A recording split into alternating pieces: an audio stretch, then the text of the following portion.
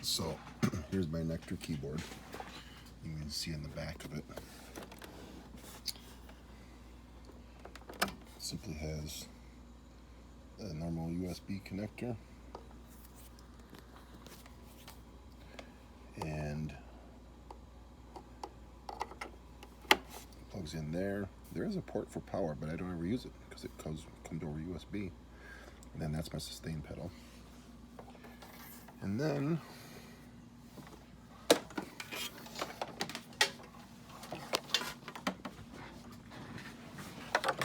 find the other end. Again, just a normal USB. And this is that iPad connector kit. The USB version has the lightning port.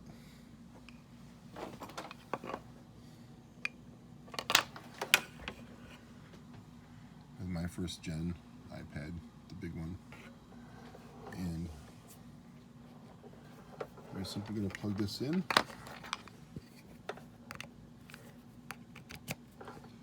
Keyboard into the adapter. And then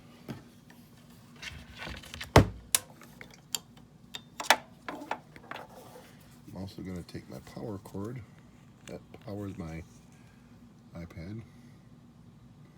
That's that lightning cord. Plug that in. Okay. And then I've already got Notion open, but I'm just going to plug it in. When I plug it in, you should see the keyboard light up. Boom. Power. The only power that's running is just whatever I use to power my iPad. Okay, and then here, and this is in my first gen, the big 12-inch. So now, inside of Notion, I can step time input.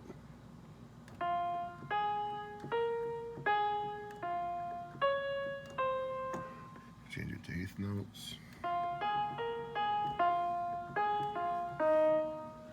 It doesn't matter how fast I put it in, it's still gonna be eighth notes. And then of course, if I want to do real time, you just hit the record button. Pops up a dialogue. I always leave the metronome on, of course, especially when I'm starting out. And then I usually leave the tuplets off, unless of course I really want to record tuplets. And if I'm using two hands, you can do the split point and all that stuff. You can play around with all that. All right, and I leave it for a 1 bar count in, and then I hit the start recording. And as I play,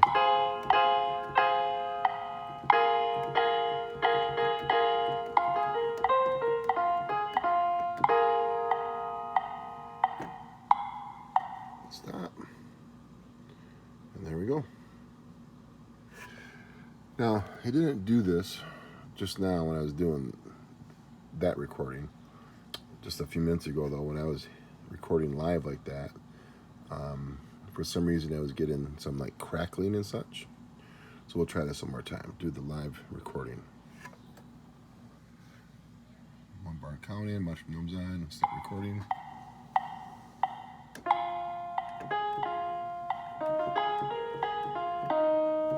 Oops, I think I messed up. Nope, I didn't. There you go. And of course, like you were saying, if you have more keys, then it's easier to do some of the arpeggios. So if I go there, hit record, start recording.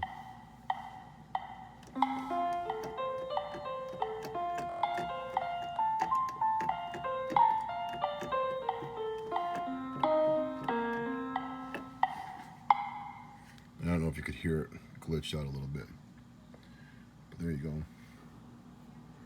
All right. Now I've got my smaller keyboard here. Works the same. I unplug that.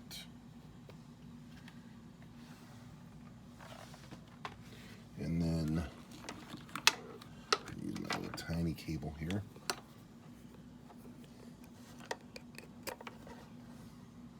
Plug that little tiny cable in. Oh, this is really hard to do with one hand. And again, when I plug it in, you should see the keyboard light up.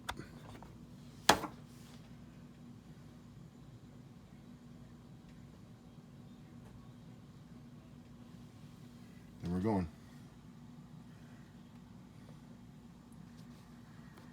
I think.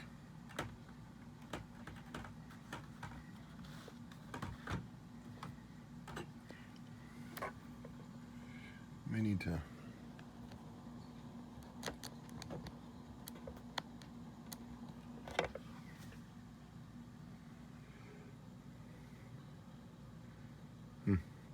see, this one's not hooking up. That's not connecting. So that's what I was talking about. If you don't get the right kind of keyboard, maybe I haven't used that little one with my iPads. Thought I had. I don't have my bigger version of it here. But see, this is one of the things that I'm not sure about. That's one of those other keyboards. See, this one is still looking for a connection, and it's not finding it. I wonder if it'll work in this other app.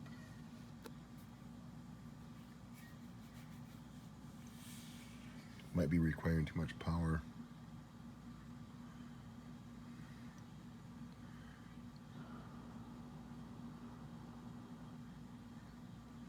Yeah, it's not connecting. So it must be that I've only used that little keyboard with my computer. But that's what happened if you got the wrong kind of keyboard. It wouldn't, even though it's 25 keys versus the big one, 88 keys, it just isn't connecting because it's not class compliant is what they call it. So I'll plug my big one back in. You can see right there it caught it. Let me try that one more time. See, it says disconnected. That says impact connected.